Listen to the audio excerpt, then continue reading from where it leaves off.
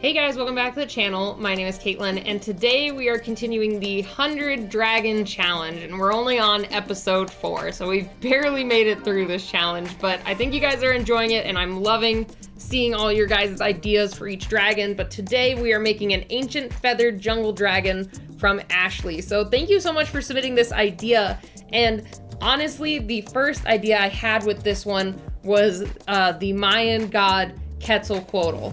So I just really love Mayan art and architecture, and I love the mythology behind their religion and everything, and I just instantly went to that idea of this large feathered jungle dragon serpent Quetzalcoatl thing, and I thought it fit really well with this prompt.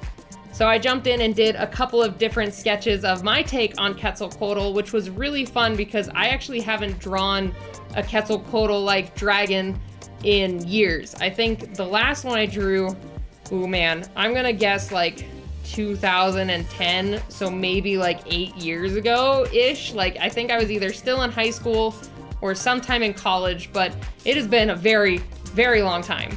If any of you want to go do a deep dive, I bet you money it's still on my DeviantArt somewhere. Oh god, that's just a whole pile of really old art. So anyway, for this first initial design, I based it a lot off of, obviously, Quetzalcoatl, but I also tried to sprinkle in kind of some texturing and looks from their architecture, along with the sculptures that you see of this Mayan god. And then for this second drawing, I really took the full Mayan god influence, because each of the head bust statues that you see of Quetzalcoatl on walls have a full mane of fur around it. So, no, not fur, oh god, I can't talk today. A full mane of feathers, like a full 360 of feathers all around the head, like a big feather crown. So I tried a version that was kind of almost a literal, based off of the carvings that you see of the god. And then for this final one, I thought, well, what would be interesting is, instead of it being a feathered serpent, what if it was more like the lizards that have the frills around its neck and head? Like, instead of it being feathers, it's more of these big skin frills, and I think it turned out really interesting and different. But you know, with this prompt, it did say ancient feathered jungle dragon, so in the end, I still kind of went with my first design. For one, I really like it, and for two, it has all the elements that I really wanted in this drawing. So after the initial sketch was done, I went in and started doing the more finalized sketch, where I took the first design and just kind of put it in a new pose and added some more additional elements to it to make it a little bit more interesting. So I did really like the pose of that initial rough sketch, but I was like, you know, I should do something different, like a different pose than I did in the last one. And with that, it was a little unfortunate. The horns got scaled down just a little bit. Like, I really liked the horns and the pose in the first initial rough sketch, but I still like this one. I just wish I had a little bit more breathing room for those horns, but by the time I finished laying it out and all that, it was a little too late. Like, I really liked the rest of the body, and I really didn't want to erase it, so I was like, all right, I gotta sacrifice the horns for this one. And then when I was in this phase, I started to add a little bit more detail than I had in the rough sketch. For example, on the nose, I have kind of these ridges that go up, and then I added some more feathers and details and extra swirls and different things to give this some really nice extra bits of cool design. And then I jump in and do the line art. Look, I'm gonna remember, it's a Micron pen. I start with a 0.5 fine liner, and then later on I use I think it's size 1 graphic, or yeah, I remembered one of them, but I didn't remember the other one. It's a 1 size graphic pen later on to do the outlines and extra depth lines.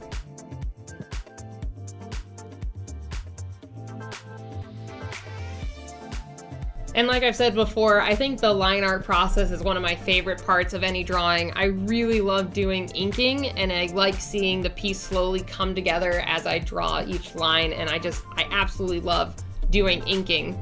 Which reminds me, I got some cool plans for Inktober coming up. I think it's gonna be a little tough to keep up, but I am going to try my very best to do the full Inktober idea I have, but we'll have to see. You guys might need to be, I guess, a little patient on the video upload, because I'm not gonna kill myself like I did last year. That was awful. That was a real tough time for Inktober, but this year I think I got a much better plan and an idea of how I want to break it up into videos for you guys.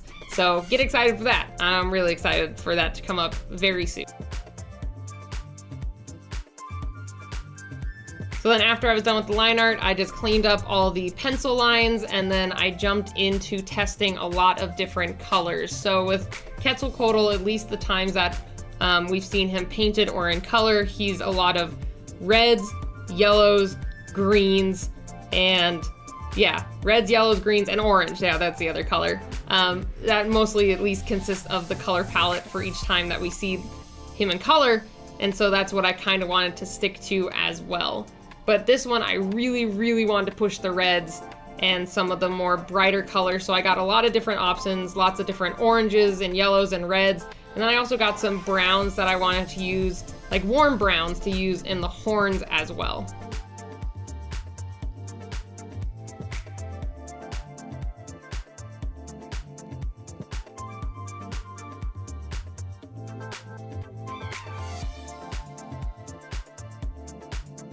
So I first off started with all of the bright warm tones. I kind of wanted to figure out where I wanted to place them.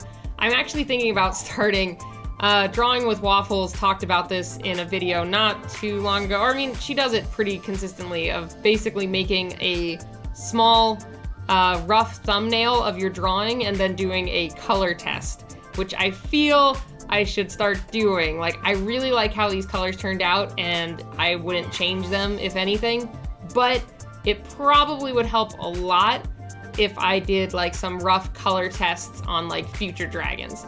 So then I can, you know, plan out where I'm gonna put all the colors before they go down, instead of just going straight into the original and then potentially picking a color I don't like. So far I've been pretty okay. So far I've liked all the colors I've picked for my dragons. Except the water dragon, I probably would have changed like 1 or 2 of the colors in there, but I mean, I still like him how he is. But I think doing the little color thumbnail tests would help a lot. Oh, and then for this part, I really liked coloring the feathers, but man, they were tedious. They took a very long time just coloring in. There was 3 different colors in there. There was the yellow, this like kind of darker yellowish orange. I would say it's more on the orange side, and then the red down the center. And I fucking love how they turned out. Excuse my language, but like they were so cool. Like, I absolutely love the red band down the middle, and it just kind of gives them this glowing effect. I love it. I love it. I love it. I love it. And then I do kind of realize later on when I'm going through this that I think I should have pushed some of my darks a little bit more. The red chest, I think I did pretty well on adding more shadows and differentiation in the color. The green, I think they were a little too similar, which will be coming up pretty soon. And then the yellows, I didn't really add any shadows much at all, but I kind of am digging that. It kind of gives these feathers kind of a glowing appearance. So then after the feathers, jumped in, did some horns, and added a little bit of highlight to there, and then I added some color to the teeth. And then I decided to do a purple tongue that was kind of in the reds family. I think it's a violet or a red, like a red violet or something. Because I wanted it to be similar, but I didn't want just a pink tongue. I wanted something different and interesting, and I really love how that tongue looks.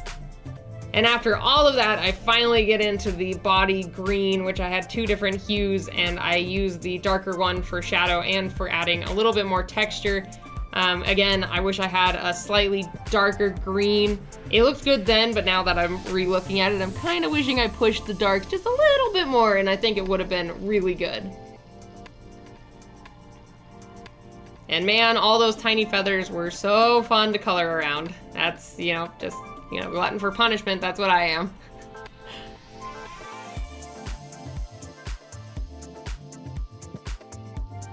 All right, we're getting pretty dang close. So after I did this part of the color phase, I did notice that I didn't have those darker outlines that I talked about earlier. So I jumped in and added some more of the dark black outlines to add some depth and then to kind of define the outer line of the character in general. And then the final touch, which I'll be getting to in just a second, is I went in with some white gel pen and added some highlights in different areas that I wanted them. And then we were all done, and I really like how this guy turned out. He was super fun. I think overall the colors worked really well, and I was just very, very happy with this one. So thanks again, guys, for stopping by and checking out this video. This was super fun, and I cannot wait to see what you guys pick and what your ideas come from with our ancient jungle dragon. I know there's a lot of room for you guys to do lots of different things, and it's gonna be really cool. I can't wait to see what you guys do. So if you guys would like to submit your entry for an ancient jungle dragon, make sure, well, ancient feathered jungle dragon, make sure to submit under the hashtag KM100dragons. But let's go over some of the bee ones. You guys had some great ideas. There was lots of different bees, from like orchid bees to like killer bees, and there was so many cool ideas. First off, ADN and normal. I'm probably saying your username wrong. Super cute. I love the little honey jar that you added in, and I really like the design. The fluffiness and the different banding of the dragon works super well. And GSE Kitty, great design. I love the patches of fluff, and the overall look kind of reminds me of a Asian dragon for some reason. I don't know why, but I'm just getting that feel. Both of you guys did amazing. Thank you so much for submitting, and thanks everyone else for submitting. You guys had some awesome stuff, like lots of dragons to pick from, and you guys are making these decisions more and more difficult every single episode. So again, if you guys want to enter, go under the hashtag KM100dragons. I cannot wait to see your guys' version of this prompt, and you can post it on Twitter or Instagram, and I can't wait. It's gonna be cool.